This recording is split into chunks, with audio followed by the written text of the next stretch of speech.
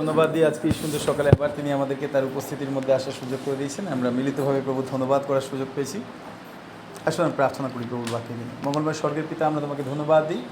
তোমার বাক্য থেকে আমাদের সাথে কথা বলো। আজকে এই সকালে তুমি আমাদেরকে রূপান্তর করো, আমাদেরকে পরিবর্তন করো। পবিত্রতা তোমার জ্ঞানে, তোমার বুদ্ধিতে আমাদেরকে বড় করে তোলো। যেন তোমার মঙ্গল ইচ্ছা, যে সিদ্ধান্ত বা যে বাসনা নিয়ে তুমি আমাদেরকে পৃথিবীতে পাঠিয়েছো, যেন এই পৃথিবীতে আমরা সম্পূর্ণ করতে পারি। তুমি আমাদেরকে প্রস্তুত করো, সমস্ত চিন্তা থেকে আমাদের মনকে তুমি পৃথক রাখো। আশীর্বাদ দাও, যিশু নামে প্রার্থনা চাই। আসলে এই সময় আমাদের কাছে বাইবেল থেকে আমরা তুলে ধরি, একসঙ্গে বলি, এটা আমার বাইবেল, ঈশ্বরের বাক্য। যা কিছু লেখা আছে আমি বিশ্বাস করি, যা কিছু লেখা আছে আমি পালন করব, অন্যকে শিক্ষা দেব। সমস্ত প্রতিজ্ঞা আমার জীবনে আমি গ্রহণ করি।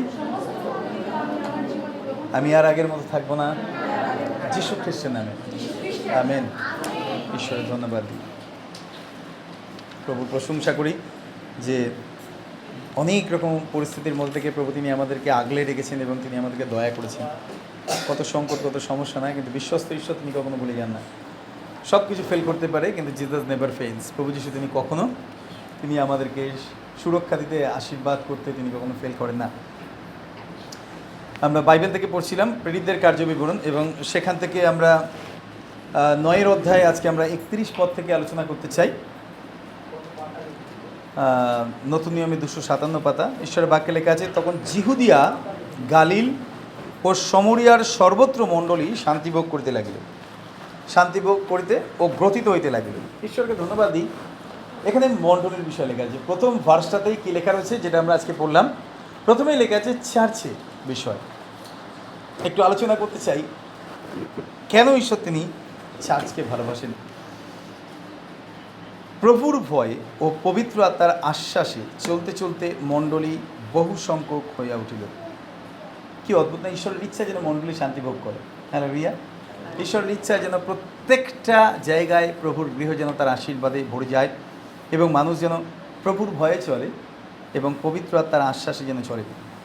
গতকাল আমি চিন্তা করছিলাম যে প্রভু, মণ্ডলী বলতে আমরা শুধু বুঝি একটা চার্চ, একটা বিল্ডিং যেখানে একটা ক্রুশ লাগানো থাকবে, খুব সুন্দর করে সাজানো থাকবে, শুধুমাত্র চেয়ার টেবিল থাকবে, আর বাইরে থেকে লেখা থাকবে কোনো একটা নাম দিয়ে এটা চার্চ। কিন্তু আলটিমেটলি ঈশ্বরের বাক্য আমাদেরকে অন্য কিছু বলে। আমরা যদি আর কয়েকটা পদে একটু, যদি কয়েকটা অধ্যায় যদি একটু পিছিয়ে যাই, দেখুন আমরা 14 অধ্যায় একটুখানি খুলি।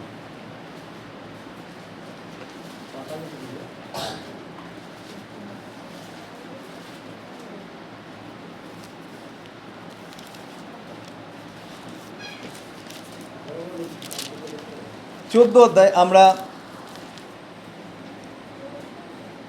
17 পদটা একটু পড়ি।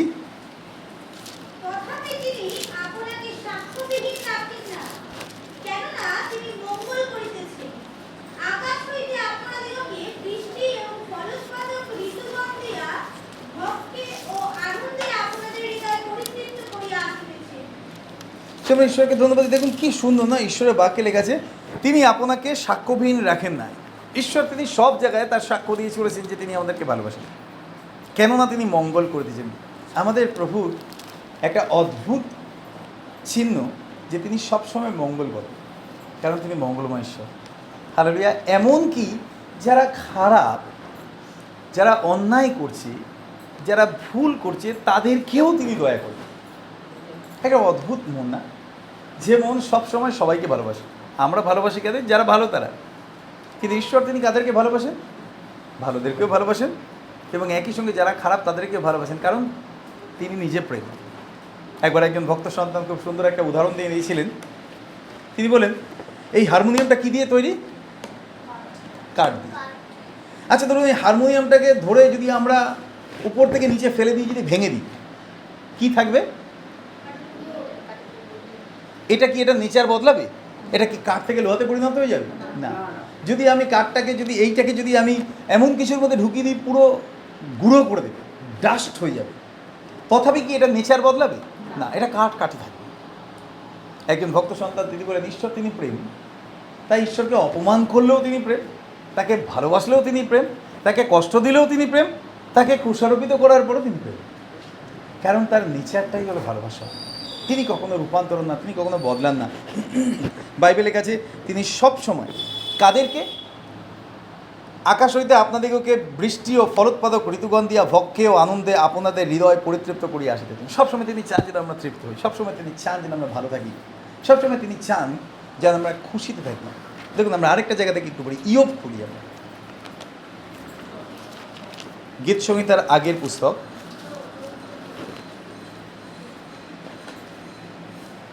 ইয়োব তার 22 অধ্যায় আমরা একটু পড়ি, 17 পত্রে পড়ি।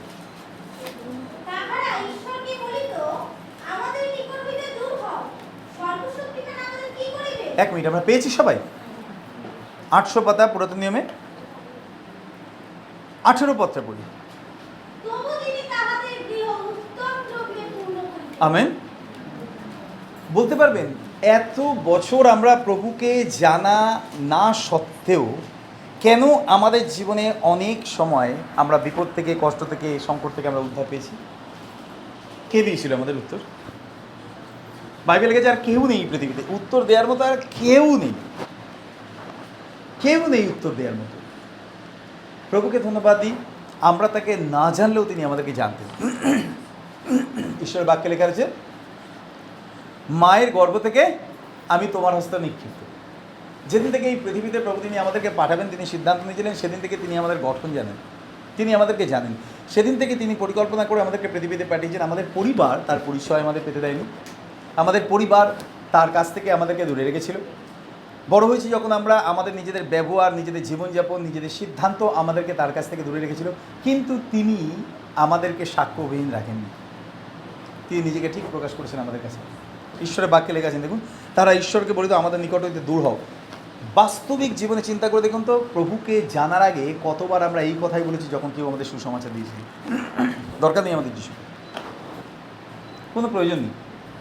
খ্রিস্টান ধর্ম আমাদের দরকার নেই, পড়বো না। খুসফুস ছুঁড়ে ফেলে দিয়েছে বহুজন। আমি একটা খুশ পড়েছিলাম, আমার গলা দেখে টেনে খুলে দিয়েছিল আমার মামার বাড়ির লোকেরা, এগুলো পড়তে হবে না। কয়েকটা বই দিয়েছিলাম, সেই বইগুলো মুড়িয়ে ফুড়িয়ে ফেলে দিয়েছিল, ছড়িয়ে দূরে তুলে রেখে দিয়েছিল যেন হাত না পাই। কেন? দরকার নেই আমাদের যিশুকে। বাইবেলের কাছে তবু তিনি তাহাদের গৃহে উত্তম দ্রব্যে পূর্ণ করবেন, এই হচ্ছে তার হৃদয়। কতবার আমরা তাকে অপমান করেছি, কতবার আমরা তাকে কষ্ট দিয়েছি, কতবার আমরা তাকে চাইনি, কতবার আমরা তাকে রিজেক্ট করেছি, কিন্তু ঈশ্বরের বাক্যে লেখা আছে তথাপি তিনি আমাদের জীবন মঙ্গলে পূর্ণ করেছেন, কারণ তিনি মঙ্গলময়। আমি ঈশ্বরকে ধন্যবাদ দিই। দেখুন আরেকটা জায়গা আমরা পড়ি, প্রেরিতদের কার্যক্রম 17 অধ্যায় খুলি,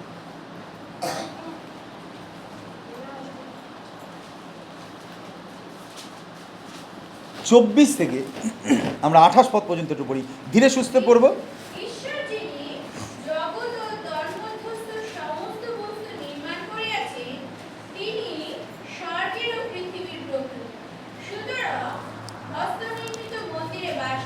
প্রভু তিনি চার্চে থাকেন না, কোনো মন্দিরে তিনি থাকেন না। যত দামি মন্দিরই করি আর যত কম দামি মন্দিরই করি না কেন, বাড়িতে অল্টার করলেও তিনি থাকেন না। একটা বিরাট মন্দির, শ্বেত পাথরের মন্দির করে দিল, সোনার রূপার মন্দির করে দিল, তিনি তার মধ্যে থাকেন না। কারণ ঈশ্বর তিনি মন্দিরে থাকার ঈশ্বর নন। ঈশ্বরের বাক্যে লেখা যায় তিনি তার সন্তানদের সঙ্গে থাকেন। পড়ি তারপরে আমরা,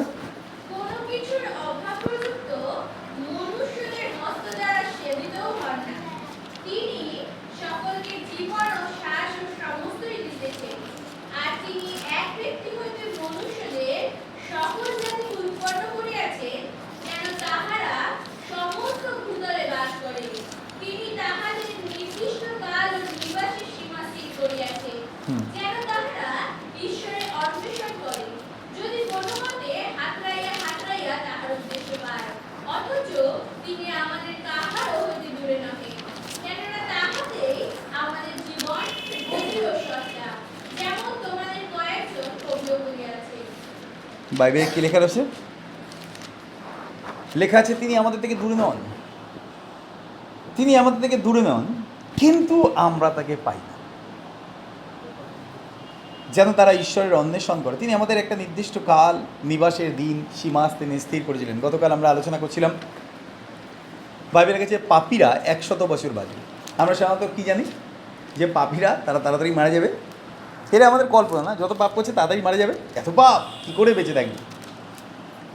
আর যারা ভালো মানুষ তারা 100 বাঁচবে, 100 বছর বাঁচবে। জানেন ঈশ্বরের বাক্য কী বলে? দেখুন আমরা পড়ি যিশাইও তার 65 অধ্যায় 20 পদ আমরা পড়ি। একটু বার করতে দিই মা। যিশাইও তার 65 অধ্যায় 20 পদ 65 বার করি আমরা সবাই। পেয়েছি আমরা সবাই? ওকে, পড়ি।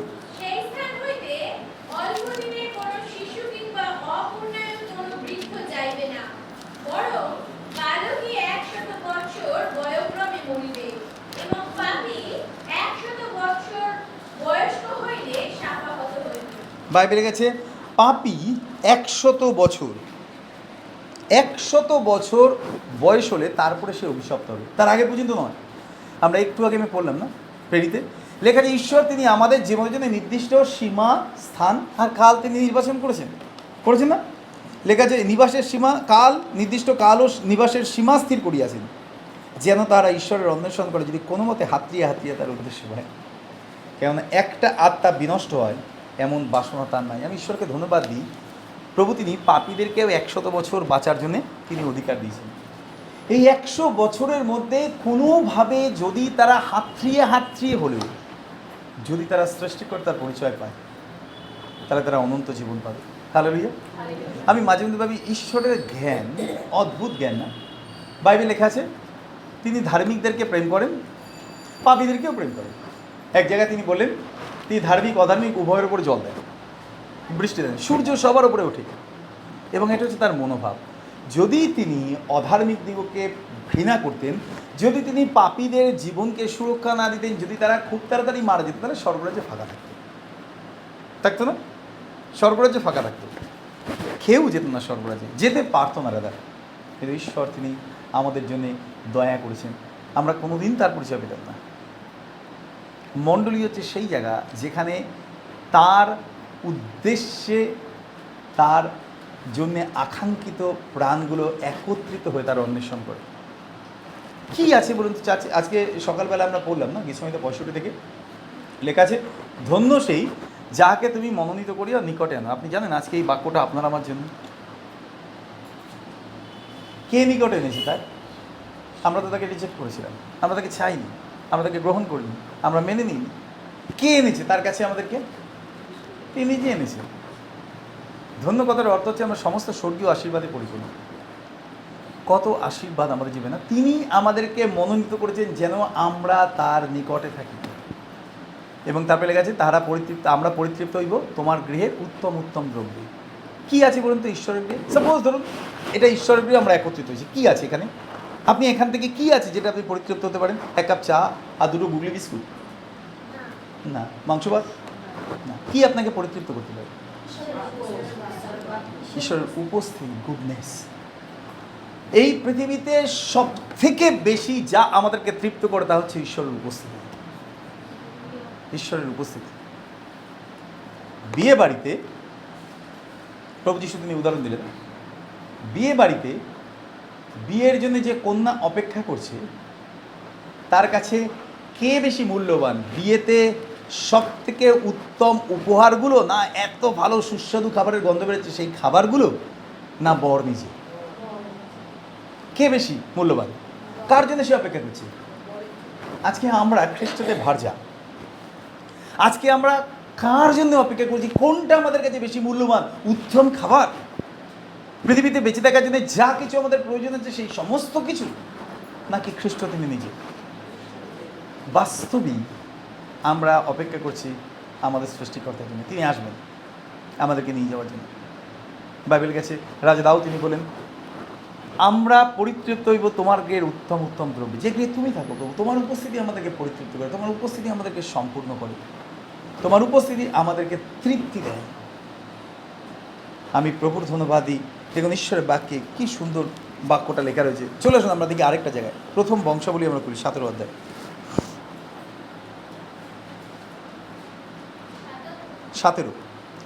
প্রথম বংশাবলী 17 অধ্যায় আমরা খুলি সবাই। হ্যাঁ,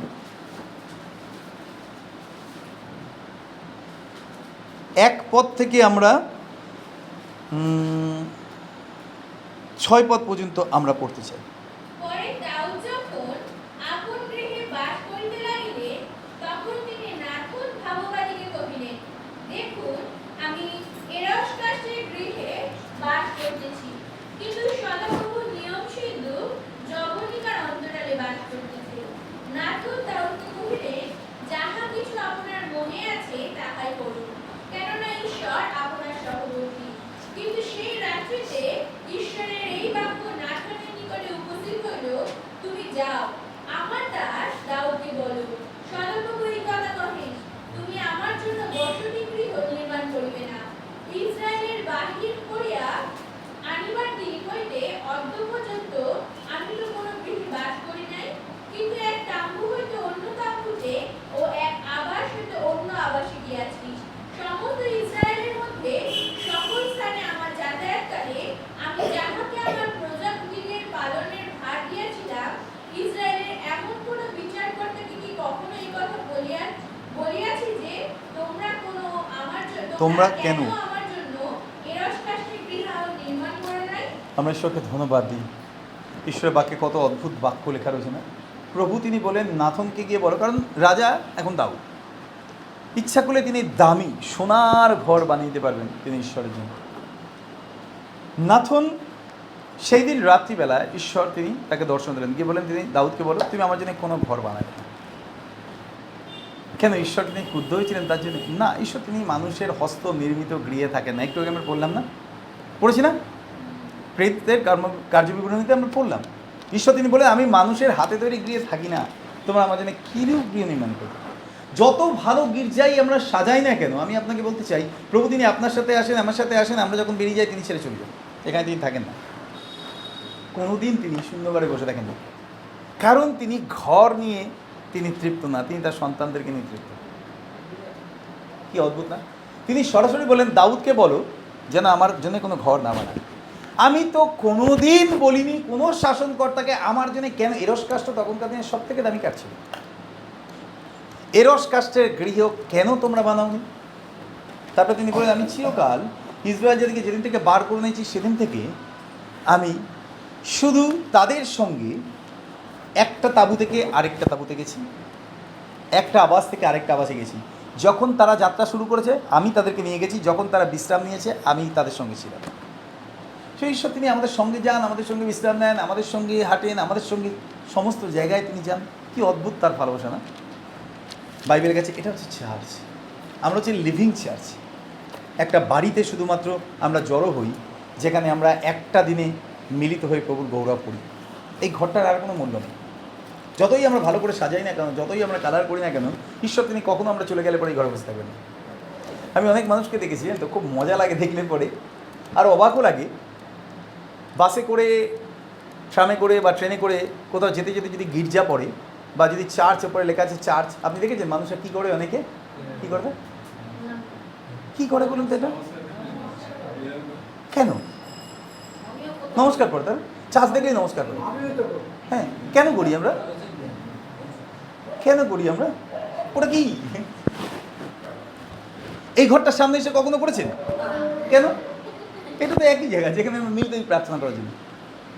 আমরা মন থেকে স্থির করে ফেলেছি, যদি ওপরে ক্রস দেওয়া থাকে আর যদি লেখা থাকে গির্জা, তার মানে যিশু ওখানে আছেন। আমি আপনাকে বলছি, কোনো দিন প্রভু যিশু তিনি ওখানে থাকেন না। তিনি থাকেন আপনার হাতে তৈরি, তার নিজের হাতে তৈরি করে। বাইবেল লেখা আছে তিনি মানুষের হাতে তৈরি ঘরে বাস করেন না। আপনি কাকে নমস্কার করছেন? কাকে? না, আমরা গৃহটাকে সম্মান দিচ্ছি, আমরা গৃহটাকে সম্মান দিচ্ছি। বাইবেলের কাছে কে বেশি সম্মানিত, যে গৃহ তৈরি করেছে সে না গৃহ? কে বেশি সম্মানিত, গৃহের মালিক না গৃহ? অবশ্যই মালিক। আমাদের মধ্যে অনেক কিছু এখনো পর্যন্ত জমে রয়েছে যেগুলো আমরা উপলব্ধি না করে করে যাচ্ছি। ঈশ্বরের বাক্যে লিখেছে না, ঈশ্বর তিনি গৌরবান্বিত হন। আপনি বলেন তো, কখন ঈশ্বর তিনি সব থেকে বেশি সম্মানিত হন? আমরা দূর থেকে তাকে প্রণাম করলে? কোনোদিন না। তিনি সম্মানিত হন যদি আমরা তার বাক্য পালন করি। কেন জানেন? তিনি বলেনি, হে ইসরায়েল, আমি তোমার ঘরের মধ্যে দিয়ে গৌরবান্বিত হব। এটা পরজাতীয় মানুষরা করে। মন্দিরের সামনে বা অন্যান্য অনেক জায়গায় আছে প্রচুর ভিখারি, তারা অপেক্ষা করে রয়েছে খাবার পাবে বলে। কিন্তু মানুষ কোটি টাকা দিয়ে মন্দির সাজাচ্ছে, মন্দিরের বাইরে ঈশ্বরের কয়েকশো হাজার কোটি টাকার সম্পত্তি বসে রয়েছে উইদাউট ফুড। দেখেছি আমরা কখনো? একবার একজন ভক্ত সন্তান খুব সুন্দর একটা কথা বললেন, খুব সুন্দর একটা কথা তিনি বলেছিলেন। তিনি বললেন যে কেউ মন্দিরের বাইরে হাত জোর করে ভিক্ষা চাইছে, আর কেউ মন্দিরের ভেতরে হাত জোর করে ভিক্ষা চাইছে। ঈশ্বরের সামনে দুজনেই ভিখারি, কেউ তফাৎ নেই, তাই না? কথাটা যদি আমি শুনেছিলাম না, আমি খুব ভালো করে আমি উপলব্ধি করলাম বাস্তব কথা। যদি আমি উপলব্ধি করতে না পারি যে তিনি আমাকে সৃষ্টি করেছেন, ঠিক একইভাবে এই পৃথিবীতে যতজনকে তিনি সৃষ্টি করেছেন তিনি সকলের পিতা, তিনি সকলকে নিয়ে খুশি, সকলকে নিয়ে তিনি আনন্দিত। বাইবেলকে তিনি ঈশ্বর চান, তিনি সাম্যভাব। কেন বলুন তো তিনি আমাদেরকে বেশি দেন? কী কারণে তিনি আমাদেরকে বেশি দেন? যেটা ব্যাংকে থাকে, যেটা সব টাকা আমার না, তিনি আমাদেরকে বেশি দেন একটাই কারণে, কারণ তিনি জানেন আমি বিশ্বস্ত হয়ে সেই অর্থ ব্যবহার করব তার গৌরবের জন্য। যে অল্প বিষয়ে বিশ্বস্ত, ঈশ্বর থেকে বহু বিষয়ের উপর নিযুক্ত করে, বহু বিষয়ের উপর নিযুক্ত করে। আমার খুব আনন্দ লাগে যখন আমি উপলব্ধি করতে পারি যে প্রভু তুমি যত ভালো ঘরই আমরা তৈরি করি না কেন, সেখানে তুমি থাকবে না, তুমি থাকবে তোমার নিজের হাতে তৈরি ঘর, যে ঘরটা খুব মূল্যবান, আর সেগুলো আমরা।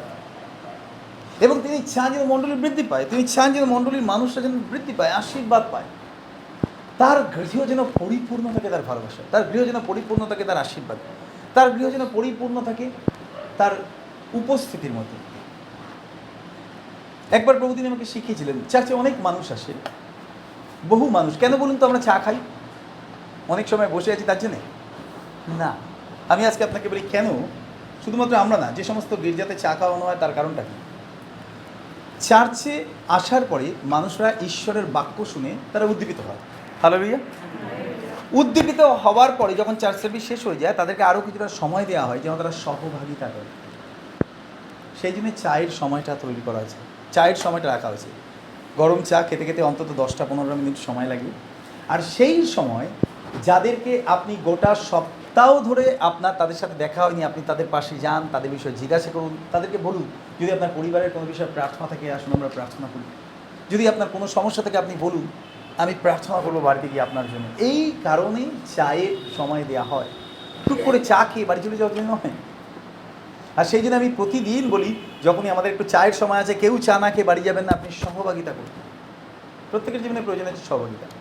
বাড়িতেও তো আমরা চা খাই, প্রতি সপ্তাহে অন্তত 3-4 বার করে চা খাই, একই দোকানে গিয়ে চা খাই, কিন্তু সেখানে ফেলোশিপ হয় না। এই কারণেই চায়ের সময়টা চার্চে দেয়া, যেন ঈশ্বরের বাক্যে উদ্বুদ্ধ হওয়ার পর যেন বিশ্বাসী ভাই বোন তাদের কাছে যেন তাদের ব্যক্তিগত প্রার্থনার কথা, গভীর গুপ্ত বিষয় শেয়ার করা দরকার নেই, প্রার্থনার বিষয় শেয়ার করুন। প্রার্থনার বিষয়টা শেয়ার করতে গিয়ে যেন সমালোচনায় পরিণত হয়ে না যায়, আমার স্বামী, আমার স্ত্রী, আমার ছেলে, আমার মেয়ের না। আলটিমেটলি তাদের প্রার্থনার বিষয়গুলো বলুন, আর চা খেতে খেতে তাদের জন্য একটু প্রার্থনা করুন। আপনি জানেন ঈশ্বরের উপস্থিতি আমাদের সঙ্গে আছে, তারা উত্তর নিয়ে বাড়ি যাবে। হালেলুয়া। আর এই কারণে চায়ের সময়টা দেওয়া হয় সহভাগিতা। বাইবেলের কাছে ঈশ্বর তিনি চান যেন আমরা তার গৌরব দেখতে পাই। উত্তম গৃহ নয়, কিন্তু উত্তম সহভাগিতায় ঈশ্বর তিনি থাকতে চান। যেখানে আমরা পড়ছিলাম প্রেরিতদের কার্যবি পড়ুন, বাইবেলের কাছে সর্বত্র মণ্ডলী শান্তিভোগ করতে লাগলো। সমস্ত জায়গায় ঈশ্বরের চাই সব জায়গায় মণ্ডলী যেন শান্তিভোগ করে, এবং তারপরে কাছে প্রভুর ভয় ও পবিত্র আত্মার আশ্বাসে চলতে চলতে বহু সংখ্যক হইয়া উঠিল। ঈশ্বরের ভয়, আলটিমেটলি ভয়টাকে ইংলিশে ফিয়ার বলা হচ্ছে না, কিন্তু প্রকৃত ইংলিশ যদি ট্রান্সলেশন দেখেন according to the Greek Bible, এটাকে বলা যায় reverence of god. Reverence of god মানে ঈশ্বরকে সম্মান দেব। আমরা খুব সাধারণ বাংলা এটাকে ভয় বলি। আচ্ছা বলুন তো, আমরা আমাদের স্কুলে হেডমাস্টারকে ভয় করি, তিনি লাঠি নিয়ে আসবেন তাই জন্যে লাঠি নিয়ে আসবেন বলে না। কেন আমরা তাকে ভয় পাই? কারণ তিনি is the head of this organization, তিনি এই অর্গানাইজেশন হেড, তিনি সম্মানিত। অফিসের যে চেয়ারম্যান তাকে আমরা ভয় পাই। ইন দ্য সেন্স কীভাবে? ধরুন কেউ বসে গল্প করছে বা কেউ বসে আড্ডা মারছে, হঠাৎ করে চেয়ারম্যান ঢুকলো, কী হবে? আমাদের হৃদয়টা কেঁপে উঠবে না? এই চেয়ারম্যান এসে এই তাড়াতাড়ি উঠে দাঁড়া, উঠে দাঁড়া। আমরা তাকে ভয় পাই কেন? উনি কি হাতে একটা লাঠি নিয়ে ঢুকেছেন, একটা বাড়ি দিয়ে বলবে এখানে কিছু গল্প করা হচ্ছে, মাইনারি জিএমনি এরকম করেন তিনি? না, আমরা তাকে ভয় করি। ইট ইজ মিন সম্মান দিচ্ছি, আমরা তাকে সম্মান দিচ্ছি। বাইবেলের কাছে মণ্ডলী কখন বৃদ্ধি পেতে লাগলো বলুন তো? যখন তারা প্রভুকে সম্মান দিতে আরম্ভ করলো। প্রভুকে সম্মান দিতে আরম্ভ করলো। প্রভু তুমি আমাদের জীবনের মধ্যে দিয়ে মহিমান্বিত, প্রভু তুমি আমাদের জীবনের মধ্যে দিয়ে গৌরবান্বিত। একটা বার প্রভু তিনি আমাকে শিখিয়েছিলেন এবং আজও পর্যন্ত আমার একটা স্মরণ, কারণ পবিত্রতা আমাদেরকে স্মরণ করে দেন। তিনি আমাকে বলেন, মনে রেখো তুমি সবার সামনে যা করছো সেটাও আমি দেখছি, তুমি একাকী যা করছো সেটাও আমি দেখছি। মানুষের সামনে পরিবর্তন নয়, কিন্তু তুমি যখন একা থাকবে তোমার পরিবর্তন, সেই পরিবর্তনটা আসল পরিবর্তন, তাই না? যখন কেউ দেখছে না, ঈশ্বর তিনি দেখছেন। কেউ দেখছে না, যখন ঈশ্বর তিনি দেখছেন। গোটা বাইবেলের মধ্যে একজন ব্যক্তিকে, নিউ টেস্টামেন্টে একজন মাত্র ব্যক্তিকে প্রভু যীশু তিনি বলেন, ওই দেখো একজন প্রকৃত ইসরায়েলীয় যার অন্তরে ছল নেই। কে ছিল বলুন তো সেটা? নথনে। ওই দেখো একজন প্রকৃত ইসরায়েলীয়। কেন বলেন তো প্রকৃত ইসরায়েলীয় বলেছে? সবাই তো সেখানে ইসরায়েলীয় ছিল, নামে ইসরায়েলীয়। প্রভু তিনি বলেন, তোমরা কখনো বলো না যে তোমরা অব্রাহামের সন্তান, কারণ অব্রাহাম যে কাজ করেছে তোমরা সেগুলো করো না। প্রকৃত ইসরায়েলীয় কখন? যদি আমার অন্তরে ছল না থাকে। লেখা আছে না, ঈশ্বর তিনি বলেন, প্রভু যীশু তিনি বলেন, ওই দেখো একজন প্রকৃত ইসরায়েলীয় যার অন্তরে ছল নেই। ছল কেন? কারণ ছল থাকলে পরে আমরা কখনো ঈশ্বরকে খুশি করতে পারি না। রাদার খুশি করার অর্থ এই না যে প্রভু তিনি তৃপ্ত হবেন আর তিনি আমাকে অভিশাপ থেকে বাঁচিয়ে রাখবেন। না, খুশি করার অর্থ এই যে আমরা তার সম্মানটাকে নষ্ট করছি না। যদি আমাদের অন্তরে ছল থাকে আমরা ঈশ্বরের সম্মানকে নষ্ট করছি। আমি প্রভুকে ধন্যবাদ। ইসরায়েল প্রকৃত ইসরায়েলীয় হিসাবে জীবনযাপন করার জন্য নতনের সিদ্ধান্ত নিয়েছিল সকলের অলক্ষ্যে। বাইবেলের কাছে আপনি কি করে আমাকে জানলেন? প্রভু তিনি বললেন, যখন ওই ডুমুর গাছের নিচে তুমি প্রার্থনা করছিলে, তখন নতনের মনে পড়ছে ভোরবেলা উঠে তিনি প্রার্থনা করছিলেন, চারিপাশে কেউ ছিল না, একাকে তিনি প্রার্থনা করছিলেন যাতে কেউ তার প্রার্থনাশীল জীবনটা দেখতে না পায়। ডুমুর গাছের নিচে তখন মাত্র মাথার উপর সূর্য উঠেছিল, দিনের আলো, তিনি কেঁপে উঠেছেন। ওইখানে একমাত্র সূর্য ছাড়া আর কেউ ছিল। সঙ্গে সঙ্গে তিনি বলেন, প্রভু আপনি আপনি ইসরায়েলের গুরু, আপনি মশিহ, আপনি মুক্তিদাতা। প্রভু তিনি বলেন, কেন? তোমাকে বললাম বলে। অদ্ভুত না?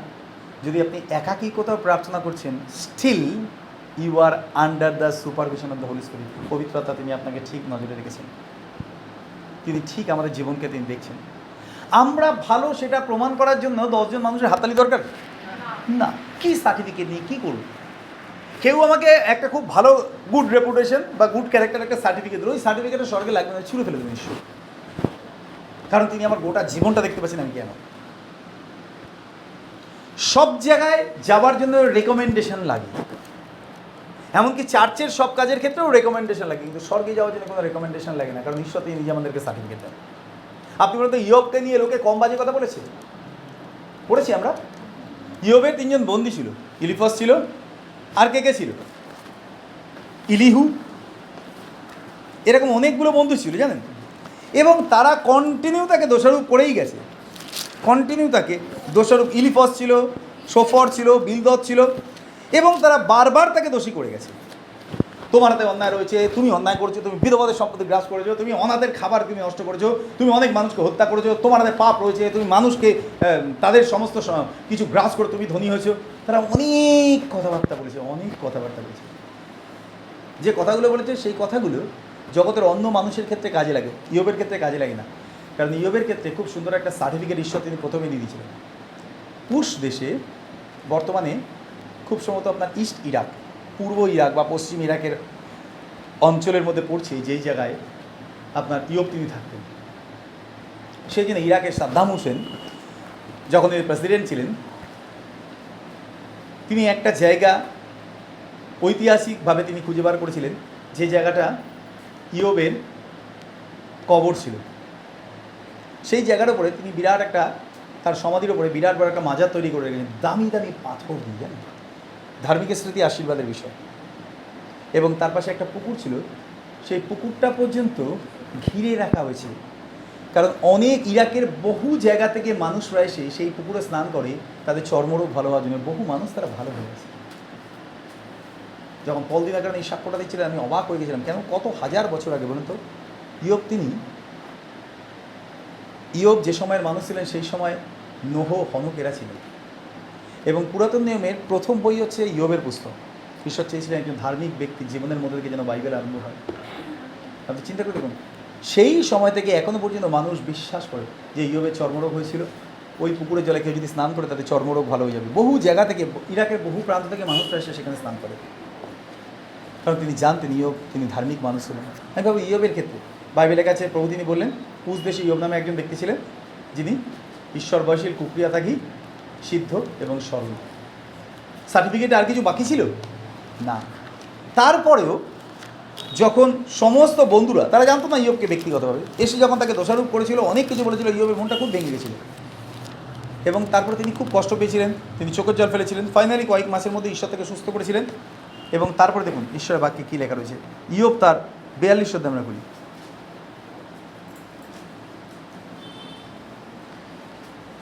7 পদ থেকে 8 পদ পর্যন্ত যে কেউ একজন পড়ি যারা পেয়েছে। ইয়োবকে এই সকল বলিবার পর সদাপ্রভু তৈমনীয় ইলিফসকে কহিলেন, তোমার প্রতি ও তোমার দুই বন্ধুর প্রতি আমার কোপাগ্নি প্রজ্বলিত হইয়াছে। বাইবেলের কাছে ইয়োবকে যখন সব কথা বলা হয়েছে, তারপরে ঈশ্বর তিনি, এরা যখন থেমে গেল, তারপরে ঈশ্বর তিনি বলেন, শোনো, তোমার এবং তোমার দুই বন্ধুর প্রতি আমার কোপ মারাত্মক বেড়ে গেছে, আমি তোমাদের শেষ করে দেবো। পরের লাইনটা পড়ো না। কারণ আমার দাস ইয়োব যেরূপ বলিয়াছে, তোমরা আমার বিষয়ে তদ্রূপ যথার্থ কথা বলো না। দেখুন, চিন্তা করে দেখুন, তোমরা ইয়োবের সম্পর্কে বলছো, তার সম্বন্ধে সার্টিফিকেট দিচ্ছ, তোমরা বলো নি ঠিক, ও ঠিক বলেছে। তারপরে অতএব তোমরা 7টি বিষ ও 7টি মেষ লইয়া আমার দাস ইয়োবের নিকটে গিয়া আপনাদের নিমিত্ত হোমবলি উৎসর্গ করো, আর আমার দাস ইয়োব তোমাদিগকে নিমিত্ত প্রার্থনা করিবে, কারণ আমি তাহাকে গ্রাহ্য করিব, নতুবা আমি তোমাদিগকে তোমাদের মূর্খতা অনুযায়ী প্রতিফল দিব। কেন আমার দাস ইয়োবের ন্যায় তোমরা আমার বিষয়ে যথার্থ কথা বলো না। আপনি দেখেছেন বাইবেলে লেখা আছে না? আচ্ছা, তারা কি ঈশ্বরকে দোষী করেছিল? ইলিফস এবং তাদের দুই বন্ধু সোফর, তারা কি ঈশ্বরকে দোষারোপ করেছিল? কাকে দোষারোপ করেছিল? আপনি ভাবুন, ইয়োবকে দোষারোপ করেছে। নতুন নিয়মে প্রভু তিনি কী বলেন, যখন কেউ তোমাকে বলে, সেটা কাকে বলে? আমাকে বলে। ভাবতে পেরেছেন? তারা ভাবতেও পারেনি তারা ঈশ্বরকে দোষারোপ করছে। ইয়োবকে ঈশ্বর তিনি এত ভালোবাসতেন, সার্টিফিকেট দরকার ছিল? তারা বলে, ইয়োব আমার সম্বন্ধে যে কথা বলেছে, তোমরা আমার সম্বন্ধে সেই কথা বলেন, তাই আমার প্রচুর ক্ষোভ। একমাত্র তোমরা যাও ইয়োবের কাছে স্বীকার করো, যদি ইয়োব তোমাদের নিমিত্ত প্রার্থনা করো, তবে আমি তোমাদের ক্ষমা করবো, নাহলে বিচার আছে তোমাদের কপালে, তোমাদের জীবনে বিচার আছে, মারাত্মক বিচার আছে। ভাবতে পারছেন? আমি ঈশ্বরকে ধন্যবাদ দিই, বাইবেলে ঈশ্বর তিনি ইয়োবকে সার্টিফিকেট দিয়েছিলেন, সিদ্ধ সরল ঈশ্বর ভয় ছিল, কুক্রিয়া থেকে মানুষ আর কেউ নেই। আমি প্রভুকে ধন্যবাদ। যখন আমরা এইভাবে জীবনযাপন করি, তখন আমরা খ্রিস্টের উদ্দেশ্যে বাঁচি। প্রয়োজন নেই আপনি যদি ঈশ্বরের বাক্য অনুযায়ী চলেন, আমি আবার আপনাকে বলছি, কোনোদিন মানুষ আপনাকে সম্মান দেবে না, মানুষ আপনাকে উপহাস করবে।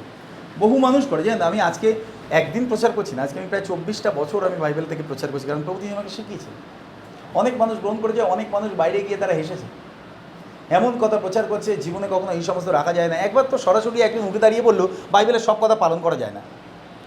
আমি বললাম, ঈশ্বরের বাক্যে লেখা আছে, ঈশ্বরের বাক্য পালন করা কিন্তু কঠিন নয়। না, সমাজে চলতে গেলে সব কিছু পালন করা যায় না। আমি বললাম, it is not an option. এটা আমাদেরকে সুযোগ দেওয়া হয়েছে, তাই নয়, এটা আমাদেরকে করতে হবে। এবার আপনার ব্যাপার, আপনি করতে পারবেন কি না পারবেন। না, সব কিছু মেনে নেওয়া যায় না, আমি সেটা আপনার কাছে, কিন্তু আমার কাছে নয়। যদি প্রভু যীশু তিনি আমাকে বাঁচানোর জন্য স্বর্গের সব কিছু ছেড়ে যদি পৃথিবীতে এসে প্রসারিত হতে পারি, তাহলে আমি তার সাথে স্বর্গে যাওয়ার জন্য পৃথিবীর সব কিছুকে ছাড়তে পারি, কোনো অসুবিধা নেই, সব কিছুকে ছাড়তে পারি। চুপ করে তিনি বসেছিলেন, কোনো উত্তর দেননি। আমি বললাম, সরাসরি বললাম, আমি বললাম, ঈশ্বরের বাক্য পালন করার জন্য দেওয়া হয়েছে না, বাইবেলটির সাথে তিনি দিতেন না। আপনার কি মনে হয় বাইবেলে যা কিছু আছে সেগুলো আমাদের প্রয়োজন আছে না প্রয়োজন নেই? ঈশ্বর তিনি আমাদেরকে বলেননি যে ঠিক আছে, আমি তোমাদেরকে পরীক্ষার আগে যেমন কি দেয়া হয় না, সাজেশন দেয় না, পরীক্ষার আগে সাজেশন দেওয়া হয়, পুরো বইটা পড়ার দরকার নেই, তুমি এখান থেকে পড়ো। বাইবেলে কোনো সময় প্রভু তিনি কোনো ব্যক্তি মারা যাচ্ছে তার আগে তিনি বলেন, আমি তোমাদেরকে বাইবেলকে সাজেশন দিচ্ছি, গোটা বাইবেলটা পালন করার দরকার নেই, 2-3টে পালন করা তাহলেই হয়ে যাবে। দেখেছেন কোনোদিন কেউ বলেছেন? না, কোনোদিন কেউ বলেন।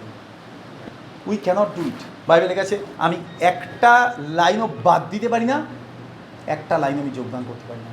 ঈশ্বর তুমি সে অধিকার আমাকে দেয়নি, কমপ্লিট বাইবেল, কোনোভাবেই না। ঈশ্বরের বাক্যে লেখা আছে পালন করার জন্য, যদি পালন না করি তাহলে পাবো না আশীর্বাদ। প্রত্যেকের জন্য একই বিষয় দেওয়া রয়েছে। আপনি বলুন তো, পল, পিতর, যোহন, যাকব তারা ঈশ্বরের বাক্য পালন করে স্বর্গরাজ্যে গেছে, আমি পালন না করে স্বর্গরাজ্যে চলে যাব? যদি হয়েছে তাহলে শয়তান আপনাকে ঠকিয়েছে। বি কেয়ারফুল, শয়তান ঠকিয়েছে। যদি শয়তান বলে কোনো দরকার নেই, কেউ তো দেখছে না, ও সবাই কি সব কিছু কি বলার দরকার আছে? দরকার নেই, কাউকে বলার দরকার নেই। আমি আপনাকে বলছি, সবাইকে কিচ্ছু বলার দরকার নেই, আপনি ঈশ্বরের সাক্ষাতে ঠিক করেন, বাস। স্বর্গরাজ্যে যিনি নিয়ে যাবেন তার সাক্ষাতে দাঁড়াতে হবে। বাইবেলে গেছে আমাদের সকলকে একদিন তার বিচার সিংহাসনের সম্মুখে দাঁড়াবে। ভালো কাজ হোক কি খারাপ কাজ হোক, for everything we have to give an account. যারা ভালো কাজ করেছে তারা ঈশ্বরের গৌরবের জন্যে তার মহিমার মধ্যে দিয়ে অনন্তকাল স্বর্গরাজ্যে বাস করবে। যারা খারাপ কাজ করছে তারা হারিয়ে যাবে। অনেকে বলে মুকুট হারাবে। আপনি জানেন মুকুট হারানোর অর্থ কী? বাইবেলে গেছে না, তোমার মুকুট যেন না হারায়। অনেকে আমরা ভাবি আমরা পুরস্কার পাবো না, ঈশ্বর তিনি স্বর্গরাজ্যে নিয়ে যাবেন।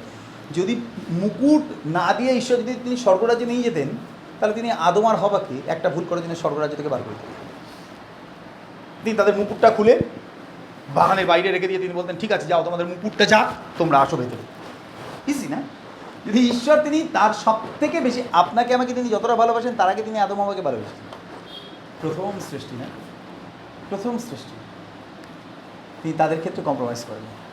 কোনোদিন ঈশ্বর, God never compromise with sin, কোনোদিন। মণ্ডলী বৃদ্ধি পাচ্ছে। কখন বৃদ্ধি পাচ্ছে? যখন তারা ঈশ্বরকে সম্মান দিচ্ছে, আর পবিত্র আত্মা তখন তাদেরকে আশ্বাস দিচ্ছে যে তোমরা ঠিক পথে চলছো, you are in the right track, তুমি সঠিক পথে আছো। চলে শুন আমরা খুলি প্রেরিতদের কার্যবিবরণ তার 9 অধ্যায়। তারপরে লেখা আছে 32 পদ থেকে বলছি, আর পিতর সকল স্থানে ভ্রমণ করিতে করিতে লুদ্দা নিবাসী পবিত্রগণের নিকটেও গেলেন। সেই স্থানে তিনি ঐনিয় নামে এক ব্যক্তির দেখা পান। সে 8 বৎসর শয্যাগত ছিল, তাহার পক্ষাঘাত হয়েছিল। পক্ষাঘাত মানে প্যারালাইসিস। পিতর তাকে কইলেন, ঐনিয়, যীশুখ্রিস্ট তোমাকে সুস্থ করিলেন, উঠো, তোমার শয্যাবাদ। খুব সিম্পল প্রেয়ার। যখন আমরা কেউ কাউকে প্রার্থনা করতে বলি, প্রার্থনা করুন একটু আরোগ্যতার জন্য, কী প্রার্থনা করবো জানি না, আপনি সিম্পলি এক লাইনে প্রার্থনা করুন না, প্রভু তোমার যিশু নামে সুস্থ হয়ে যাক এই ব্যক্তি। আর কিছু দরকার আছে? এটাই তো প্রার্থনা।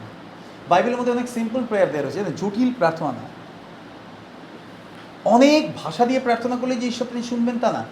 ভাষা দিয়ে প্রার্থনা করলে মানুষের শুনতে ভালো লাগে, কিন্তু ঈশ্বরের কাছে গ্রাহ্য সহজ সরল প্রার্থনাশীল জীবনগুলো। আমি খুব সহজ সরল প্রার্থনা শুনেছি, বাইবেলের মধ্যে লেখা আছে। জায়ের তিনি প্রার্থনা করেছিলেন, জাইরাসের মেয়ে মারা গেছিল যখন, জায়ের তিনি এসে কী প্রার্থনা করেছিলেন? প্রভু আমার একমাত্র মেয়ে 12 বছর বয়স, ও মরে যাচ্ছে, আপনি দয়া করে আমার বাড়িতে আসুন, এসে ওর মাথার উপর হাত রাখুন যেন সুস্থ হয়। একটা simple prayer according to the need, প্রয়োজন অনুযায়ী। আপনার যখন অভাব আছে আপনি কিভাবে প্রার্থনা করেন? যখন আপনার পরিবারে অভাব আছে, অর্থনৈতিক অভাব আছে, কোনো কিছুর অভাব আছে, আপনি কীভাবে প্রার্থনা করেন? শিষ্যদের দিকে তাকিয়ে দেখেন। প্রভু এখানে যতজন মানুষ আছে 300 সিকি রুটিও যথেষ্ট নয়, প্রত্যেকে কিছু কিছু পেতে পারে। Simple prayer. তারা কার কাছে প্রার্থনা করেছিল? আজকে আমরা কার কাছে প্রার্থনা করছি? আপনি প্রভু যিশুর কাছে আমাদের হৃদয়ের কথা বলাটাই প্রার্থনা। তারা তাদের হৃদয়ের কথা বলেছিল। প্রভু যখন বলে এদেরকে খেতে দিয়ে দাও, প্রভু বললো, প্রভু 300 সিকি রুটিও যথেষ্ট না যাতে অন্তত এরা কিছু কিছু পায়। প্রভু তিনি বলেন বসে যাবে। ইনস্ট্যান্টলি প্রভু তিনি উত্তর দিয়েছেন। একটা ছোট্ট প্রার্থনা, খুব সিম্পল প্রার্থনা। সারা রাত পরিশ্রম করার পর পিতর তিনি বলেছিলেন প্রভুকে, প্রভু সারা রাত প্রচুর পরিশ্রম করেছি, বাট ফাউন্ড নাথিং, কিছু পাইনি প্রভু, একটা মাছও পাইনি। Simple prayer. বলুন তো প্রভু তিনি আমেন দিয়েছিলেন? হ্যাঁ কি না দিয়েছিলেন? প্রভু তিনি আমেন। তিনি বলে নৌকা নিয়ে একটু গভীর জলে চলো। তারা গেল, জাল ফেললো, এত মাছ, নৌকা ডুবে যাচ্ছে, জাল ছিঁড়ে যাচ্ছে। ঈশ্বরের সঙ্গে গভীর সম্পর্কে আসার জন্যে উত্তম বাক্য দ্বারা প্রার্থনা করার দরকার নেই। উত্তম হৃদয় দ্বারা প্রভুর কাছে উৎসর্গীকৃত প্রার্থনা করবেন আছে। প্রভু আমাদের পরিষ্কার হৃদয়ের প্রার্থনা চান, তিনি আমাদের পরিষ্কার জীবনের প্রার্থনা চান। আমি অনেক ব্যক্তিকে দেখেছি, বিশ্বাস করুন অনেক ব্যক্তিকে দেখেছি যারা প্রচুর আধ্যাত্মিকভাবে জীবনযাপন করার চেষ্টা করছে, কিন্তু কোনো না কোনো বন্দিত্বে আটকে রয়েছে, বেরোতেই পারছে না সেখানে। আমাদের কি প্রয়োজন আছে? একজন মানুষ যে মাথা থেকে পা পর্যন্ত তাকে দড়ি বেঁধে রাখা হয়েছে, আর তারপরে তাকে বিরিয়ানি খাওয়ানো হচ্ছে, কোনটা বলুন তো তাকে বেশি তৃপ্তি দেবে? হাত পা বাঁধা অবস্থায় বিরিয়ানি খাওয়া, নাকি বিরিয়ানি ছাড়াও সে খুলে ঘুরে বেড়াচ্ছে? মুক্তি।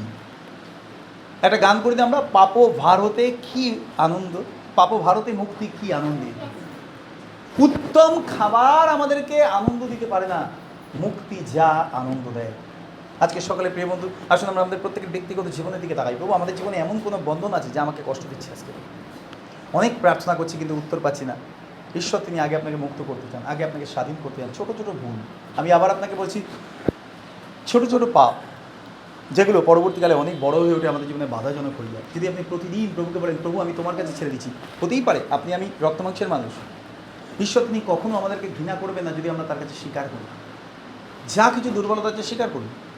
আমার মেয়ে, আমার সন্তানরা, আমার মেয়েরা যদি আমার কাছে কোনো কিছু স্বীকার করে, আমি তাদেরকে সাহায্য করব যেন তারা বেরিয়ে আসতে পারে ওখান থেকে।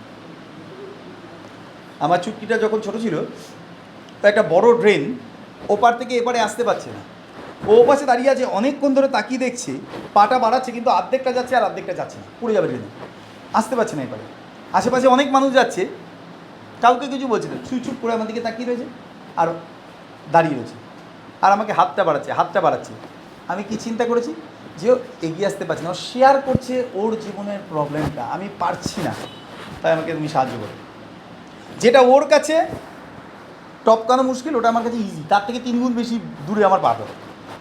আমি একটা পা ও পাশে দিয়েছি, ওকে ধরেছি এরকম হাতে ধরে, আরেকটা পা আবার এই পাশে দিয়েছি, ওকে তুলে নিয়ে চলে এসেছি। সে শেয়ার হার প্রবলেম, ও ওর জীবনের দুর্বলতা আমার কাছে শেয়ার করেছে, আমি চেষ্টা করছি কিন্তু পারছি না, আমার সাহায্য দরকার আছে। যদি if you share your problem with the Lord, আপনি বলুন না, এমন কোনো গুপ্ত বিষয় কি আছে যা ঈশ্বর তিনি দেখতে পান না? কি মনে হয় আপনার? This is everything. যদি আপনার অর্থনৈতিক বিষয়ে দুর্বলতা থাকে, আপনি প্রভুকে বলুন, প্রভু আমি এই জায়গায় খুব দুর্বল, তুমি আমাকে বিশ্বস্ত করো। যদি আপনি কম্পিউটার মোবাইলে আপনি যদি অবিশ্বস্ত, যদি আপনি খারাপ ছবি দেখছেন, খারাপ সিনেমা দেখছেন, খারাপ মুভি দেখছেন, কেউ দেখছে না, কে দেখছেন? পবিত্রতা তিনি সব দেখতে পান, কারণ তিনি ভেতরে আছেন, তিনি সব দেখতে পান। এবং তিনি দেখতে পান আপনি ভুল করে দেখেছেন না ইন্টেনশনালি দেখছেন। হৃদয়ের কথা কে শোনে? বাইবেলে গেছে, দেখো যখন আমার জিহ্বাতে একটি কথাও নাই, তুমি সদাপ্রভু উহা সকলেই জানিতেছ। একবার দুবার হয়, প্রভু আমি অন্যায় করে ফেলেছি। যদি একাধিকবার হয়, তাহলে আপনি ওই জায়গায় দুর্বল। প্রভুর কাছে হাত বাড়িয়ে দিন, প্রভু তুমি আমাকে সফলতা দেন, এখান থেকে বেরিয়ে আসতে চাই প্রভু। আমি জানি কোনো খ্রিস্ট বিশ্বাসী কখনো পাপ করে আনন্দ করে না, যারা যিশুকে ভালোবাসে তারা কখনো পাপ করে আনন্দ করে না। আমি এটাও জানি, যদি কেউ আমরা কোনো ব্যাপারে জীবনে কোনো জায়গায় আটকে গেছি পাপে, আমরা কিন্তু আনন্দ করছি না, আমরা কষ্ট পাচ্ছি, কিন্তু আমরা বন্ধনে আটকে গেছি, যেখান থেকে শয়তান আমাদেরকে বেরোতে দিচ্ছে না। তো কার শক্তি প্রয়োজন আছে সেখানে? বাইবেলের কাছে আমাদের দুর্বলতায় খ্রিস্টের শক্তি সিদ্ধ হয়। প্রভুকে বলুন, পবিত্রতা তুমি আমাকে শক্তি দাও, আমি যেন এইটার উপরে জয়লাভ করতে পারি। এমন কেউ নেই যে আপনাকে আটকে রাখতে পারে যদি প্রভু তিনি আপনাকে মুক্ত করেন। হালেলুয়া। যখন ঈশ্বর তিনি ডেকেছিলেন লাজার কাম আউট, মৃত্যু পর্যন্ত তাকে বেঁধে রাখতে পারেনি, পচা গলা শরীর পুরো খসে গেছে গা থেকে, সেগুলো পর্যন্ত তাকে বেঁধে রাখতে পারেনি, সুস্থ বেরিয়ে চলে এসেছে। আজকে প্রভুকে বলুন, প্রভু তুমি আমাকে ডাকো প্রভু, এই অন্ধকার জায়গা থেকে, পর্নোগ্রাফি থেকে, নেশা থেকে, আমার জীবনের দুর্বলতা থেকে। আমি রেগে গেলে খারাপ চিন্তা করে ফেলি, আমি রেগে গেলে বাজে কথা বলে ফেলি প্রভু, আমি রেগে গেলে প্রভু জিনিস নষ্ট করে ফেলি, আমি অন্যকে অভিশাপ দিয়ে ফেলি প্রভু। এই বাজে জায়গাগুলো তুমি আমাকে বের করে আনো। জানেন তো, এগুলো আমাদের প্রত্যেকটা বিশ্বাসীদের জীবনে এক একটা দুর্বলতা। এবং আমি আপনাকে বলছি, ঈশ্বর তিনি শক্তি দেবেন। বাইবেলের কাছে আমাদের দুর্বলতায় খ্রিস্টের শক্তি সিদ্ধ হয়। আজ তাহলে তিনি অ্যাভেলেবেল 24 আওয়ার্স, 24 ঘন্টা তিনি আপনার জন্য রাজি আছেন আপনাকে সাহায্য করে দিন।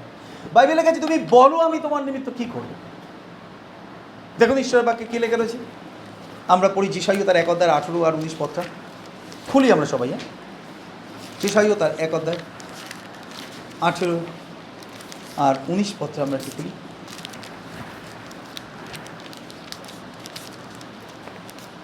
সদাপ্রভু কহিতেছেন, আইসো, আমরা উত্তর প্রত্যুত্তর করি। তোমাদের পাপ সকল সিঁদুরবর্ণ হইলেও হিমের ন্যায় শুভ্রবর্ণ হইবে, লাক্ষার ন্যায় রাঙা হইলেও মেষলোমের ন্যায় হইবে। তোমরা যদি সম্মত ও আজ্ঞাবহ হও, তবে দেশের উত্তম উত্তম ফল ভোগ করিবে। বাইবেলে কাছে তুমি আসো, লেট আস রিজন টুগেদার, আমরা একে অপরের কথা বলি, উত্তর প্রত্যুত্তর করি। বলুন আপনি প্রভুকে আপনার জীবনে কী সমস্যা। বাইবেলের কাছে তুমি যদি আমার কাছে জিজ্ঞাসা করো, আমি তোমাকে সাহায্য করব। তোমার পাপ যদি রক্তের মতো রাঙাও হয়, তবে আমি বরফের মতো সাদা করে দেবো, মেষ লোমের মতো পবিত্র করে দেবো তোমাকে।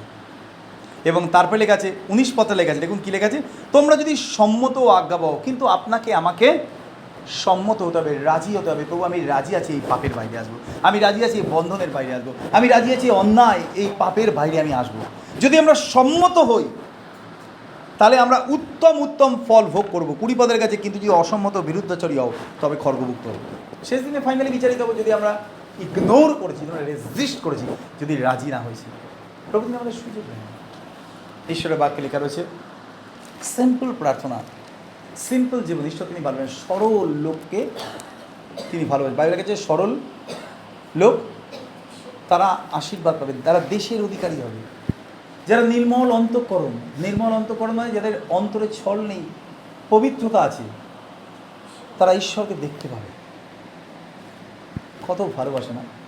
মনে রাখবেন খ্রিস্টীয় জীবনে আপনি বন্ধন, পাপ এগুলোকে বই নিয়ে বেড়াচ্ছেন, আপনি নিজেও কষ্ট পাচ্ছেন, ঈশ্বরকেও কষ্ট দিচ্ছেন। একদিন আমরা চূড়ান্ত কষ্ট পাবো যদি আমরা বিচ্ছেদে চলে যাই প্রভুকে। এখন সময় আছে, just surrender to the Lord. আমাদের জীবনে যেখানে দুর্বলতা, প্রভুকে দিয়ে দিন। প্রভু তিনি সব কিছু পারেন।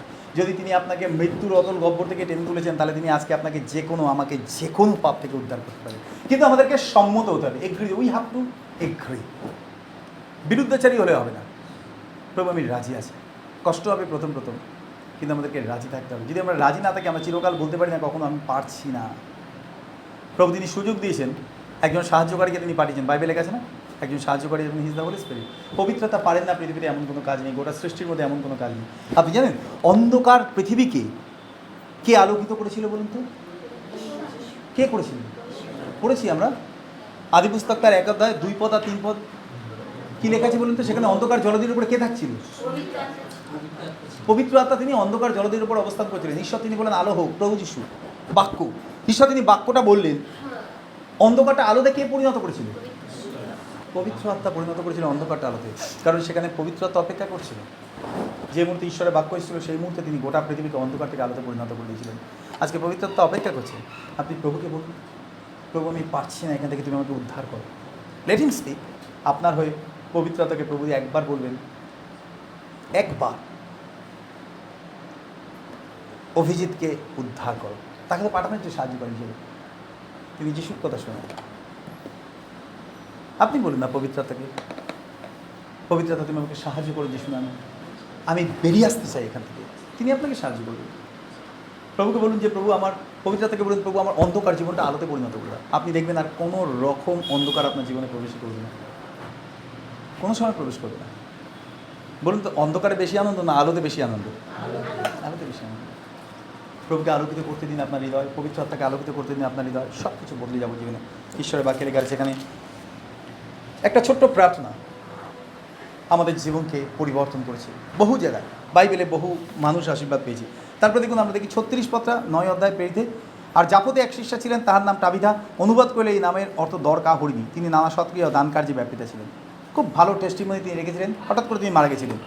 ঘটনাক্রমে সেই সময় তিনি পীড়িত হইয়া মারা পড়েন। তাদের লোকেরা তাকে ধৌত করিয়া উপরের কুঠরিতে শয়ন করাইয়া রাখিল। আর লুদ্দা জাফন নিকটবর্তী হওয়াতে পিতর লুদ্দায় আছেন শুনিয়া শিষ্যগণ তাহার কাছে বিনতি করিল। তাহার কাছে 2 জন লোক পাঠাইয়া বিনতি করিল, আপনি আমাদের এখান পর্যন্ত আসিতে বিলম্ব করিবেন না। তখন পিতর উঠিয়া তাহাদের সঙ্গে চলিলেন। তিনি তথায় উপস্থিত হইলে তাহারা তাহারকে সেই উপরের কুঠিতে লইয়া গেল। তারপর থেকে যদি আপনি দেখেন তাহলে দেখবেন 40 পদে লেখা আছে, কিন্তু পিতর সকলকে বাহির করিয়া দিয়া হাঁটু পাতিয়া প্রার্থনা করিলেন। পরে সেই দেহের দিকে ফিরিয়া কইলেন, টাবিথা উঠো। তা তিনি চক্ষু মিলেন, পিতরকে দেখিয়া উঠিয়া বসিলেন। একটা ছোট্ট প্রার্থনা, প্রভু তুমি টাবিথাকে বাঁচাও। যখন আমরা প্রভুর সাথে চলি, আপনি জানেন প্রভু তিনি আমাদের সঙ্গে চলেন, আর সে যাহা কিছু করে তাহাতেই কৃতকার্য হয়। হালেলুয়া। এবং দেখুন 42 পদে লেখা রয়েছে, এই কথা জাপদ সর্বত্র প্রকাশ হইল এবং অনেক লোক প্রভুর ওপর বিশ্বাস করিল। আর পিতর অনেক দিন জাপতে সিমন নামক একজন চর্মকারের বাড়িতে অবস্থিত করিলেন। কী করে বলুন তো মানুষ প্রভুতে বৃদ্ধি পাচ্ছিল? কারণ বিশ্বাসীদের জীবন দেখে, যখন তারা দেখেছে এদের জীবনটা আশীর্বাদ স্বরূপ, তখন সমস্ত মানুষ সিদ্ধান্ত নিচ্ছে তাহলে আমরাও প্রভুর কাছে যাব, তাহলে আমরাই আশীর্বাদ পাবো। আজকে খ্রিস্টীয় বিশ্বাসীদের জীবনে আশীর্বাদ স্বরূপ যদি হয়, তাহলে তাদেরকে 70 বার প্রচার করার দরকার নেই। ঈশ্বরের বাক্যে লেখা রয়েছে, পিতরের একটা প্রচারে 3000 জন মানুষ মন পরিবর্তন করেছিল, কারণ তাদের জীবনটা ছিল রূপান্তরিত জীবন। আজকে যদি আমরা তন্ত্র করি, প্রভু জগৎকে পরিবর্তন করার আগে আমাদের প্রয়োজন আছে নিজে পরিবর্তিত হওয়া। আমরা যে পাত্রে খাবার দিচ্ছি সেই পাত্রটা পরিষ্কার দরকার, নাকি যে পাত্র করে খাবার দিচ্ছি সেই পাত্রটা আগে পরিষ্কার হওয়া দরকার? কোনটা দরকার? আরও সহজ করে বলি, আপনি একটা হাঁড়িতে খাবার রেখেছেন, হাঁড়িটা নোংরা, আপনি একটা পরিষ্কার হাতা দিয়ে খাবারটা তুলে দিচ্ছেন, বলুন তো মানুষ খেলে সুস্থ থাকবে? কেন? আজকে বলুন তো পাত্র কারা যারা ঈশ্বরের বাক্য বহন করছি? যদি আমাদের জীবন যদি অপরিষ্কার থাকে, আর যদি কোনো মানুষকে আমরা বলি আপনি আগে ঈশ্বরকে স্বীকার করুন, পাপ ক্ষমা চান, জীবন পরিবর্তন করুন, ঈশ্বরের বাক্য আপনাকে আশীর্বাদ করবে, তারা কোনোভাবেই আমাদের জীবন থেকে আশীর্বাদ করে, কোনোভাবেই আশীর্বাদ করে। তার হাতটাই তো ময়লা, যে হাতে দিচ্ছি, যে হাতে দিচ্ছি সে হাতটাই তো ময়লা। আগে নিজেদেরকে দরকার। এই জন্য প্রভু তিনি বারবার শিষ্যদেরকে শিখিয়েছিলেন, তোমরা তোমরা তোমরা তোমরা। তিনি 12 জন শিষ্যকে শিখিয়েছিলেন, 12 জন শিষ্য পরবর্তীকালে 120 জনকে শিখিয়েছিলেন। সেই 120 জন পরবর্তীকালে 3000 জনকে শিখিয়েছিলেন, তারপরে 5000 জনকে, তারপরে আজকে এত মানুষ। যদি আমরা রেগুলার জীবনে নিজেরা রূপান্তরিত হতে থাকি, আপনি জানেন প্রভু আমাদের জীবনকে আশীর্বাদ স্বরূপ করে, এমনকি আপনাকে বলতে হবে না, আপনার উপস্থিতি অন্যের জীবনে আশীর্বাদ নিয়ে আসবে। হালেলুয়া। বন্ধন থেকে মুক্তির জন্য আগে আপনাকে একমত হতে হবে, একমত হতে হবে। অনেক ছোট্ট ছোট্ট বাইবেল লেখা আছে আমাদের নিমিত্ত ক্ষুদ্র ক্ষুদ্র শৃগালদেরকে ধরে, কারণ তারা দ্রাক্ষাক্ষেত্র নষ্ট করে দেয়। বড় বড় শিয়াল কী করে জানেন তো? তারা আঙুরের ছড়াটা ছিঁড়ে খেয়ে নেয়। শিয়াল আঙুর খেতে খুব ভালোবাসে। ইসরায়েলে প্রচুর মিষ্টি আঙুর আছে, শিয়াল টেনে ছিঁড়ে খেয়ে ফেলে। বড় শিয়ালদের হাত থেকে বাগানকে রক্ষা করার জন্যে কী করা হয় বলুন তো? বড় বড় ফাঁকা করে আপনার বেড়া দেওয়া হয়, কারণ এই বেড়ার মাঝখান থেকে বড় শিয়াল ঢুকতে পারে না। কিন্তু ছোটো ছোটো শিয়াল কী করে বলুন তো? ওরা ঢুকে যায়, কারণ ওই প্রতিবন্ধকতা ওদের কাছে কিছু ব্যাপারই না। তলায় এতটুকু ফাঁকা আছে, ফ্লেক্সিবল ছড়ি, হামা দিয়ে গুড়ি মেরে ভেতরে ঢুকে গেলে কি ওরা আঙুর ধরতে পারছে না। কী করে জানেন? দ্রাক্ষা ক্ষেত্রের গাছগুলোকে কেটে ফেলে। দ্রাক্ষার যে গাছগুলো আছে না, আঙুরের যে গাছগুলো আছে না, সেই গাছের যে মেইন যে শিকড় বা মেইন যে লতা বেরিয়েছে ওগুলোকে কেটে ফেলে। বাইরে থেকে এসে কিচ্ছু দেখা যাচ্ছে না। একটা গোড়া যদি আজকে কেটে দেয়, একদিনে কি ফল শুকিয়ে যাবে? বাইরে থেকে যারা পাহারা দেয় তারা এসে দেখছে ও দারুণ, খুব মজবুত বেড়া, বড় শিয়াল ঢোকেনি, ফলগুলো টাটকাই আছে। এক সপ্তাহ পর থেকে শুকাতে আরম্ভ করলে ফলগুলো আর বড় হচ্ছে না, শুকিয়ে যাচ্ছে, গাছগুলো মরে যাচ্ছে। কী করে হলো? দেখলো বড় ফাঁকা দিয়ে শিয়াল ঢোকেনি, কিন্তু ছোটো ফাঁকা থেকে শিয়াল ঢুকে গাছগুলো নষ্ট করে তছনছ করে দিয়েছে। এত বছরের পরিশ্রম সব নষ্ট, সব অর্থ শেষ। আপনি জানেন আমাদের জীবন বড় বড় পাপ নষ্ট করে না। পাপ পাপই, বড় হোক আর ছোটো হোক, কিন্তু যেগুলোকে আমরা বেশি গুরুত্ব দিই সেটা হচ্ছে বড় পাপ, আর যেগুলোকে একদমই গুরুত্ব দিই না, ধরি না, সেগুলো হচ্ছে আমাদের দৃষ্টিতে ছোটো পাপ। কোনগুলো আমাদেরকে নষ্ট করে বলুন তো? ছোট্ট, যেগুলোকে আমরা গুরুত্ব দিই না, but still it is same. প্রভু তিনি আমাদেরকে অনুগ্রহ দিন, তিনি আশীর্বাদ করুন। পবিত্র আত্মার আশ্বাসে এবং প্রভুর ভয়ে মণ্ডলী বৃদ্ধি পেয়েছিল। আজকে আমরা তো সেই মণ্ডলী। যদি আমরা প্রভুর প্রতি আমাদের সম্মান থাকে, তাহলে আমরা কখনো এমন কিছু করবো না যাতে ঈশ্বর তিনি অগৌরবান্বিত হন। যদি আপনার জীবনে এমন কিছু আছে যা শেয়ার করতে হলো, আপনি প্রভুর কাছে শেয়ার করুন, প্রভু তুমি আমাকে দয়া করো। তিনি ভালোবাসেন আমাদেরকে সাহায্য করতে, বাইবেলের কাছে, আর সেই জন্য তিনি অনুগ্রহ পরিবার অপেক্ষা আকাঙ্ক্ষায় তিনি উঠতে থাকবেন। Tell him what do you need, কী আপনি চান, কাউকে শেয়ার করতে হবে না, প্রভুকে বলুন। আর চেষ্টা করুন সহভাগীরা থাকার মধ্যে, প্রার্থনাশীল জীবন থাকার মধ্যে, এবং এগিয়ে চলুন পবিত্র আত্মার কাছে, সব কিছু শেয়ার করুন, যিনি আপনাকে সব কিছুতে বিজয় দিতে পারেন। হালেলুয়া। প্রভু তিনি আমাদের আশীর্বাদ করুন। আসুন প্রার্থনা করুন। মঙ্গলবার স্বর্গের পিতা, আমরা তোমাকে ধন্যবাদ দিই তোমার দয়া করুন অনুগ্রহের জন্য। আজকে এই সুন্দর সকালে আরেকবার প্রভু আমরা তোমার দিকে তাকাই এবং তোমার নামকে আমরা উৎসর্গিত করি প্রভু, তোমার নামকে আমরা গৌরবান্বিত করি। তুমি আমাদের বিজয় দাও, তুমি আমাদের আশীর্বাদ দাও, তুমি আমাদের বৃদ্ধি করো প্রভু। তোমার বাক্যে আমাদেরকে বড় করে তোলো, নতুন করো, যেন আমরা সর্বদা তোমার পথে বৃদ্ধি পাই। বাক্য অনুযায়ী জীবনযাপন করতে সাহায্য করো, মনের মতো করে গড়ে তোলো। বিজয় দাও, যিশু নামে প্রার্থনা চাই, আমেন।